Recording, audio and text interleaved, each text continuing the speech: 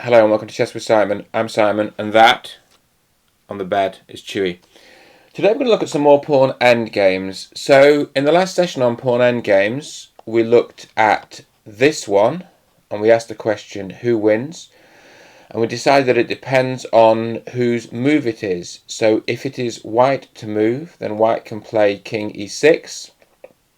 Black has only one legal move, king c7, and then white can play king e7, and we say that white enters the key squares of the pawn. So now the white king defends the queening square, so black cannot stop the pawn queening, and this one's going through, and white is winning. So now we're just going to look at some other positions. So in this position, actually just going back to the previous one, just for completeness, if it was black to move, then black is stalemated, so that is a draw. So the position depends entirely on whose move it is. With white to move, white wins. With black to move, it's a draw. If we look at the next one, so who wins here? So the answer is it's a draw, whoever it is to move, because if it's white to move, white can move here, but then it's stalemate. And if white doesn't move there, say back off, then black's just taking the pawn, and it is a draw. So the difference when we're right next to the edge of the board is that there is no file on the left hand side for the black king to squeeze into. So if the pawn were further to the right, when you move here, the black king can move on to like the file to the left, but if you're right by the edge, that is not possible. So in pawn endgames, I guess a rook's pawn is a bit less powerful because of these stalemating possibilities, usually. Okay, let's look at another one. So here, actually, it doesn't matter whose move it is, but let's just assume it's white to move. So what we say here is that the white king has entered the critical squares of the black pawn, because from here, from this square, and from actually all of the squares on the 6th rank, the white king can win the black pawn. So say the white king goes here, black king has to run. In fact, you know what we're going to do? The black king's going to run a slightly different way. Black king's going to run that way. White king's going to take. Black king's going to take the opposition in an attempt to stop the pawn queening, but the pawn is too far forward.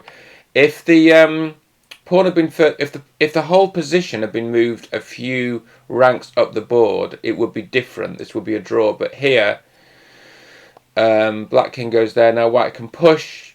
Let's say the black king goes in front, push, and the king is squeezed out. White enters the key squares of the pawn, and we have queened.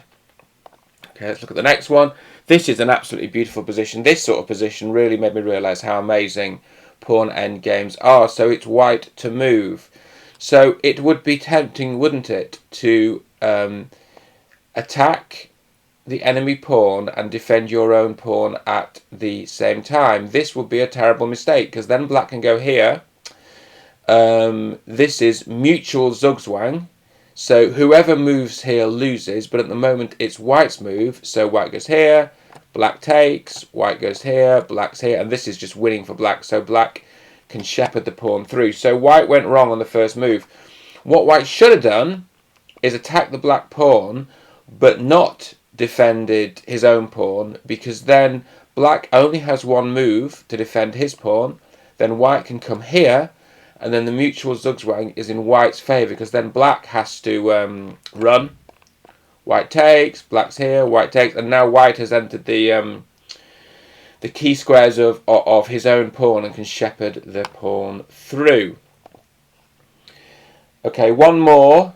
Now these are called untouchable pawns. This is absolutely fascinating, because anyone who tries to go near the pawns loses. So this is kind of another mutual Zugzwang concept. So let's say white did this, trying to take the black pawn.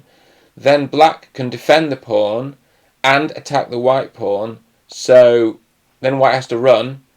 Black takes and black's won. It's absolutely fascinating. So what white has to do is just kind of, they just have to dance, and neither of them dare approach. Now if black approaches, white goes in, black runs, and this is Although white has a rook's pawn, white could do this, the king goes in the corner, then run to the other pawns. That's why it's important in the position the other pawns are on the board. So this is a another mutual Zugzwang. The previous position was a mutual Zugzwang, or you can get to a mutual Zugzwang very quickly, and so is this. The difference here, of course, is that the person whose move it is wins, whereas on this one, it's a draw. It's a draw because no one dares to approach the pawns, and there's no way of making progress if you don't approach the pawns. I mean, I suppose a rather fanciful idea for white would be to say, well, can you get to this pawn on the g file? But the minute that happens,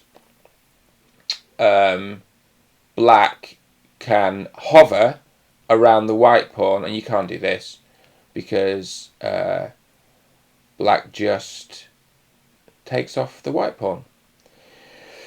And then either queens that b pawn or gives it up and then takes the white g pawn. So the kings have to sort of hover around these pawns, and but they can never go close. Of course, pushing the pawn does no good for either team, either side. I hope you enjoyed that. I enjoyed that.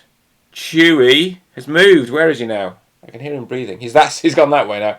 Hope you enjoyed that. I enjoyed that. We're going to go out for a walk with Chewy later. Look after yourselves, and we'll see you soon.